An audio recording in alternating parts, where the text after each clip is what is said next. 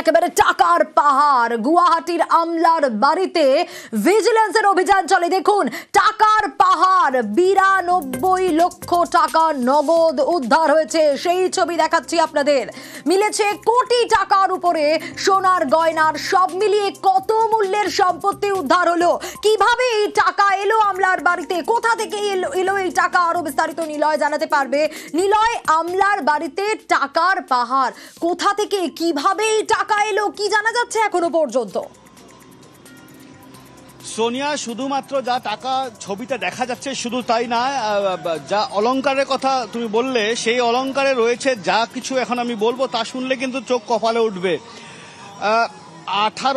14টা সোনার হার, 2টো হীরের নেকলেস, 15টা হীরের আংটি, 3টা হীরের ব্রেসলেট, গুয়াহাটি রাজধানী গুয়াহাটি শহরে 3খানা ফ্ল্যাট, গুয়াহাটিতে 3 জায়গায় জমি, গুয়াহাটির গোটানগর যেটা বাড়ি, সেই বাড়ির থেকে 92,50,400 টাকা উদ্ধার।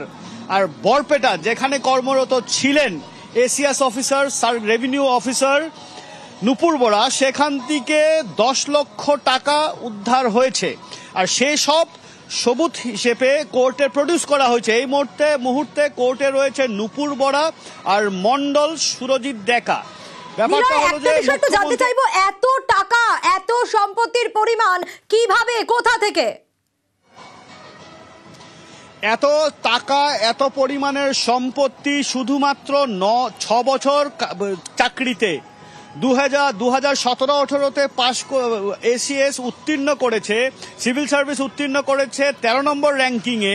তারপরে কনিষ্ঠ রেভিনিউ সার্কেল অফিসার হিসেবে জয়েন করেছে, আর 2 জায়গায় তবদলা হয়েছে। এই 6 বছরে এতটুকু। মুখ্যমন্ত্রী বলেছে যে আয় থেকে 400 গুণ অধিক সম্পত্তি, আয় থেকে 400 গুণ অধিক সম্পত্তি। একেবারে নিলয়, মুখ্যমন্ত্রী কি বলেছেন শোনাবো।